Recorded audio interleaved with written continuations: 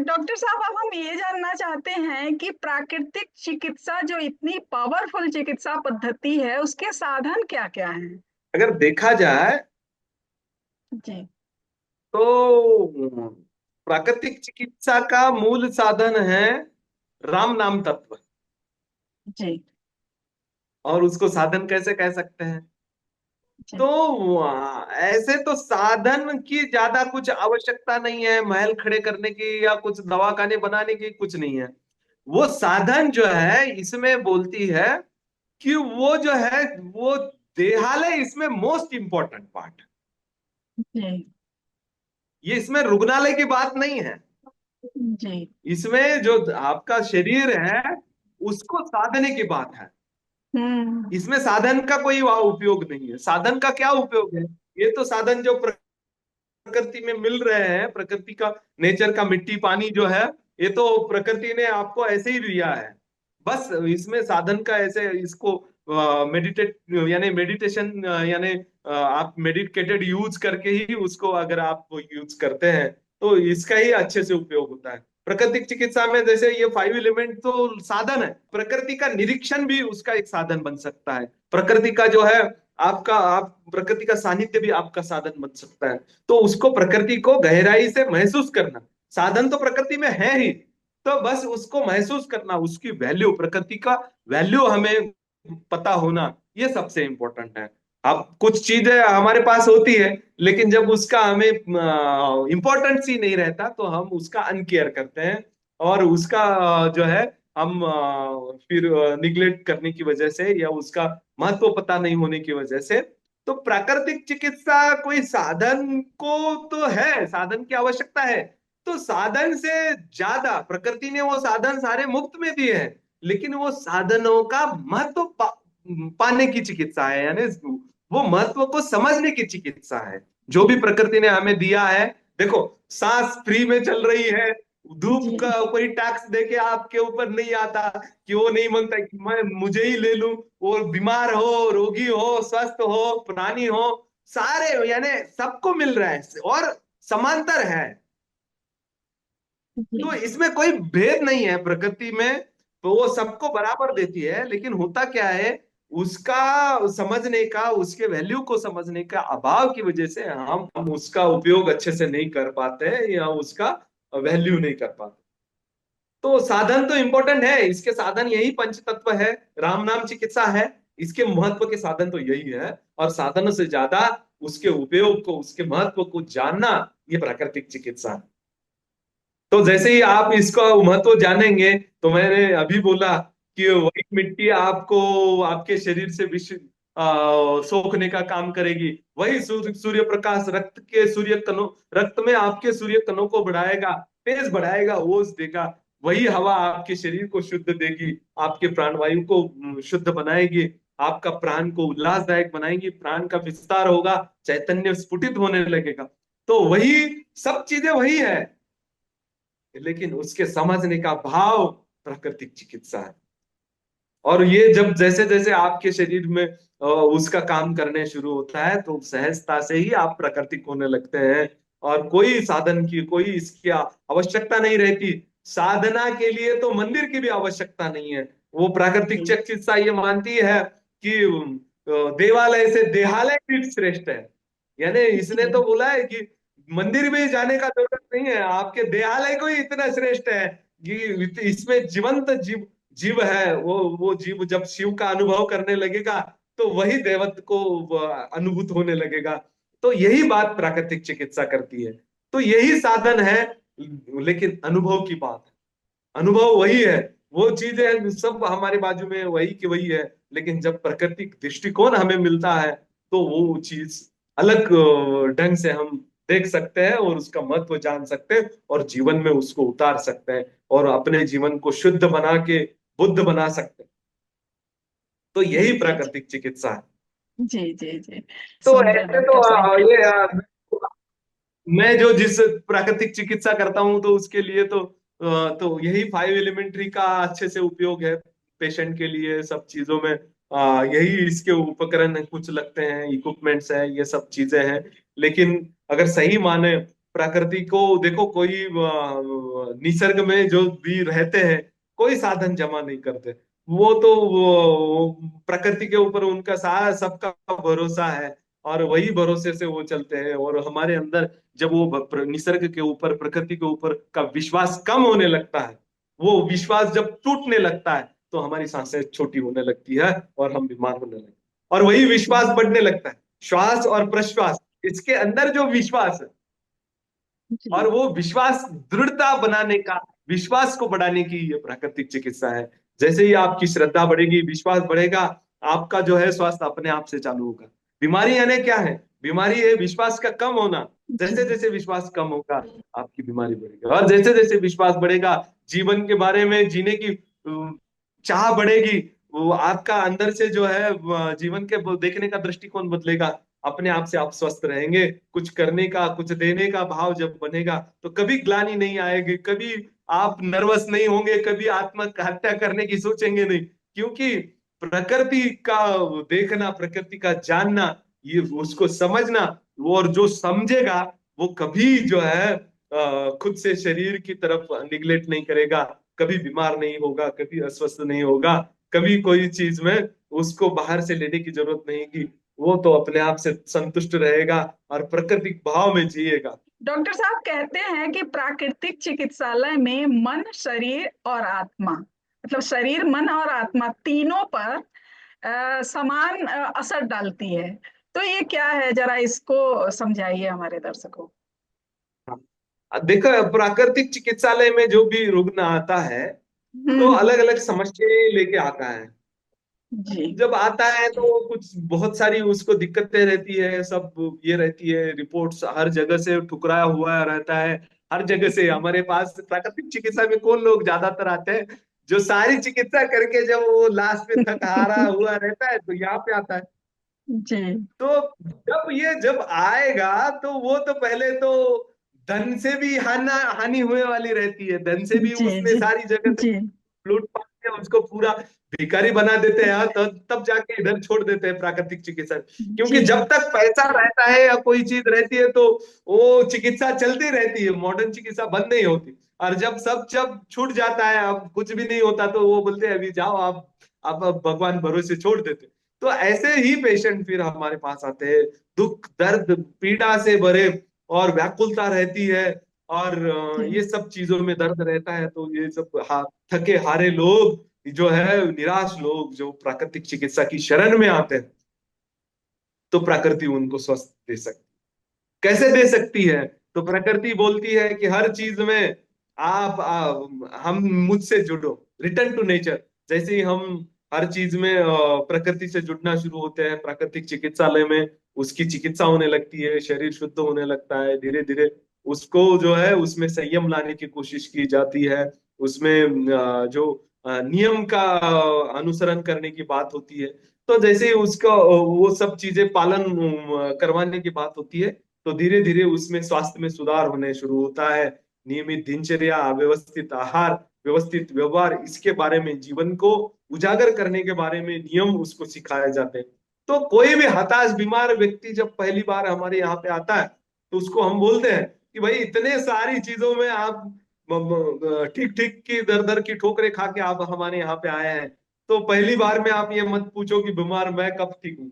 आप ठीक जरूर होंगे, थोड़ा समय लगेगा, लेकिन इसका अनुभव लो पहले आप, और इसका संयम से इसका पालन करो, अनुभव लो। और जैसे जैसे आप में थोड़ा धीरता आने लगेगा, संयम, नियम, आप अनुशासन पालन करेंगे, प्राकृतिक चिकित्सा के उपचार लेंगे, तो धीरे धीरे धीरे धीरे जैसे ही शरीर शुद्ध होने लगेगा, तो पहले दिन से ही अच्छा अनुभव आने लगेगा। और धीरे धीरे आत्म संयम रखने में, भले ही पुराने रोग रहते हैं उसमें थोड़ा समय लगता है, लेकिन श्रद्धा से हटना नहीं है। जितना ज्यादा पुराना बीमारी रहता है, उतना ज्यादा समय लग सकता है। जी लेकिन आप अगर उसमें डटे रहते हैं, प्राकृतिक जीवन जीने की कोशिश करने लगते हैं, तो धीरे धीरे धीरे वो बीमारी को जैसे हमारे शरीर में आई है, वो कब गई ये भी पता नहीं चलता। जी और सही माने चित्त के विकार भी कम होने लगते हैं, मन शांत होता है। तो ये मेरे यहाँ पे जो पेशेंट आए हैं उनका अनुभव है। जी उन्होंने जो ट्रीटमेंट लिया, उन्होंने जो सब चीजें की, जब बीमार थे यहाँ पे आए, तो मैं तो बोलता ही हूँ कि बीमार ठीक होने के बारे में आप ये मत करो। यहाँ पे जब आप आते हो तो एक बात आप समझो कि हम आपको, अगर आपका कुछ बीमारी ठीक नहीं कर पाएंगे तो आपका बुरा भी नहीं करेंगे। यानी प्राकृतिक चिकित्सा यही बात करती है कि किसी का अच्छा नहीं करा जा सकता तो उसका बुरा नहीं होगा। ये सबसे इंपॉर्टेंट बात है। अगर कोई आप दवा लेंगे, उससे कोई बीमारी के बारे में अगर उसके परिणाम नहीं होंगे तो उसका साइड इफेक्ट छोड़ के जाएगी वो दवा। जी जी लेकिन प्राकृतिक चिकित्सा ऐसा नहीं है। अगर वो ऐसा तो कभी नहीं हुआ कि कोई भी व्यक्ति जो है इससे निराश हुआ है, सभी का ये आशीर्वाद ही देती है।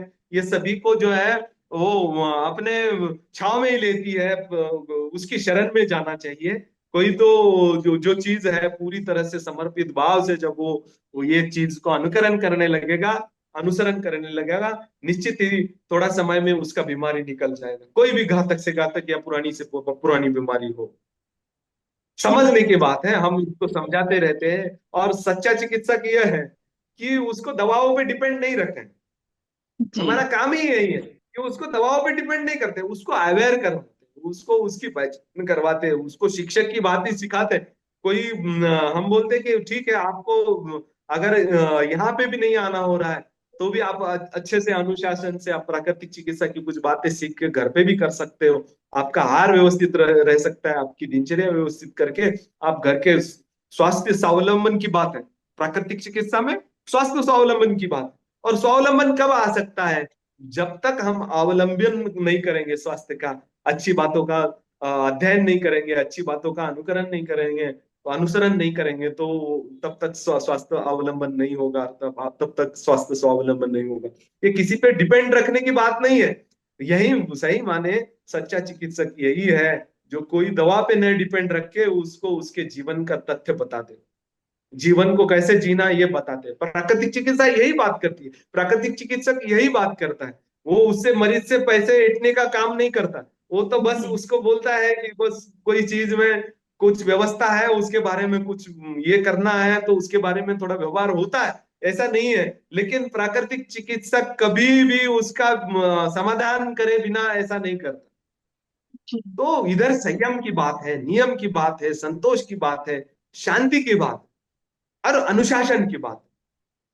और प्राकृतिक चिकित्सा यही सिखाती है। और असाध्य से असाध्य मैं बोलता हूँ, यहाँ पे आने के बाद पेशेंट पहले दिन से ही उसको फर्क दिखने लगता है और थोड़े समय में बीमारी, जो जितनी भी पुरानी से पुरानी बीमारी हो, वो अपना ठीक करवा सकता है। लेकिन थोड़ा सा पेशेंस रखना पड़ेगा, और पेशेंस नहीं होने की वजह से ही पेशेंट होता है।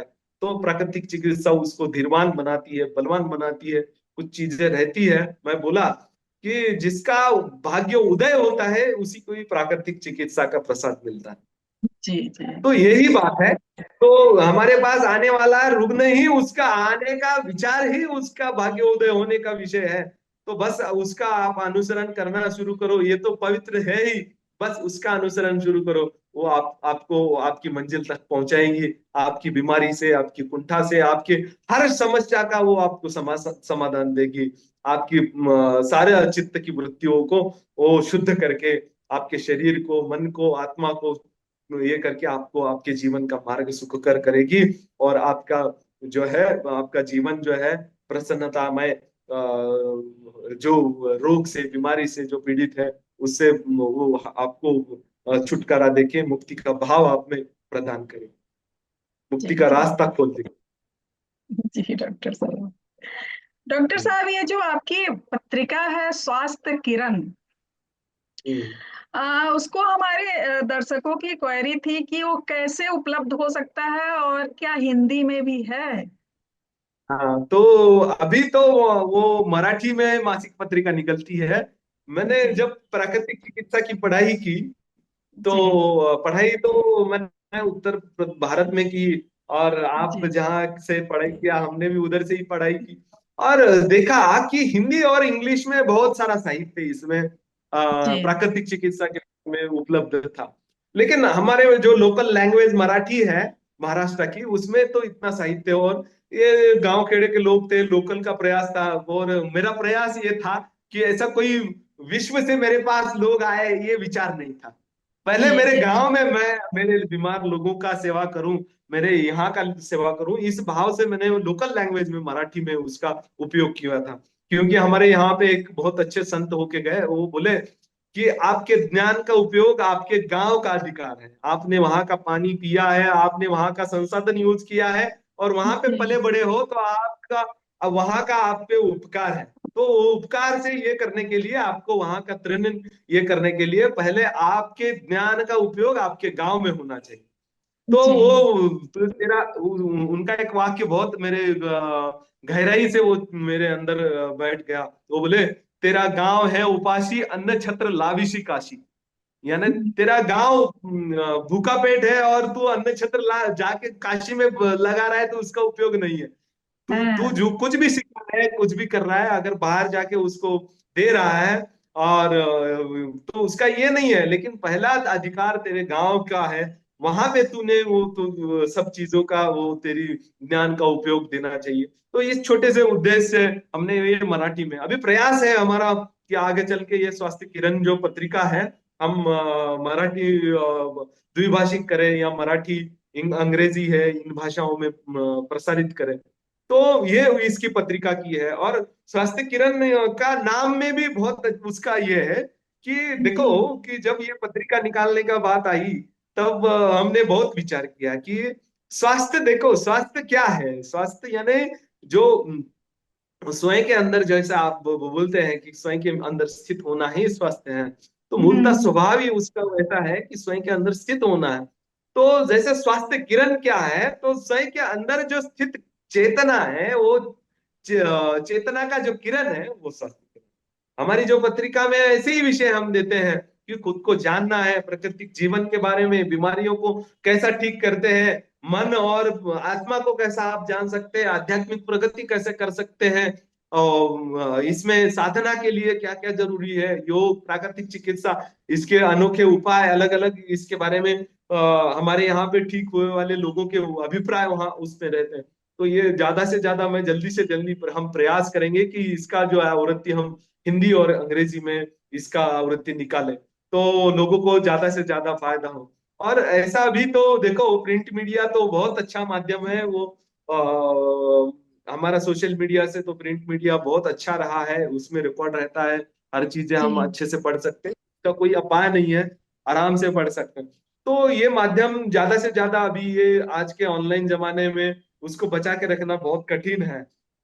फिर जी। भी हमारा निरंतर ये 10 साल से प्रयास रह रहा है मराठी पत्रिका का, उसको निरंतर निकालना, लोगों में पहुंचाना, बांटना, ये सब चीजें हैं। और इससे ज्यादा प्राकृतिक चिकित्सा की तरफ लोगों को मोड़े, प्राकृतिक जीवन के बारे में बता, उनको प्राकृतिक दिनचर्या, योग, प्राणायाम, आहार विहार, ये शुद्ध आचरण, सात्विक रहन सहन, इसके बारे में हम उसके अंदर के प्रचार प्रसार में अच्छी बातें लिखते रहते हैं और प्रचार प्रसार का माध्यम करते रहते हैं।